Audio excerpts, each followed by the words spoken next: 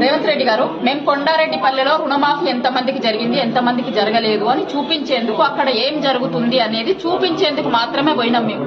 నిజంగా రుణమాఫీ జరిగితే జరిగినోళ్ళు జరిగిందని చెప్తారు, జరగనోళ్ళు జరగలేదని చెప్తారు. దానికోసం మీకు ఎందుకంటే అంత భయం? జర్నలిస్టులను ఆపాల్సినటువంటి అవసరం ఎందుకు వచ్చింది మీకు? మా మీద అటాక్ చేసిర్రు. అక్కడ మేము పోలీస్ స్టేషన్ కి పోయి కంప్లైంట్ ఇచ్చినాం. మధ్యలో ఫీడ్ కోసం ఆగి వస్తుంటే 2 బండ్లు మమ్మల్ని ఫాలో అయినాయి. మధ్యలో వెళ్దండి పోలీస్ స్టేషన్ కి వచ్చి ఆగడం జరిగింది. ఇక్కడ పోలీస్ స్టేషన్ లో కూడా పోలీస్ స్టేషన్ లకి లోపలికి ఎంటర్ అవుతున్నప్పుడు చెయ్యి ఇట్లా నా మీదకి కొట్టడానికి వచ్చిండు.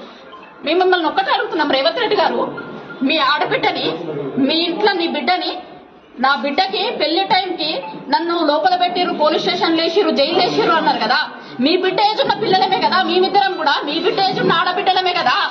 ఆడబిడ్డలకు ఇదా మీరు ఇచ్చేది? మీ ఇంటి ఆడబిడ్డకు ఒక రూలు, బయట ఆడబిడ్డలకు ఒక రూలా? మీరు రాష్ట్రం మొత్తంకి సీఎం కదా, మీరు రాష్ట్రానికి సీఎం కదా. ఆడపిల్లల్ని కాపాడాల్సినటువంటి బాధ్యత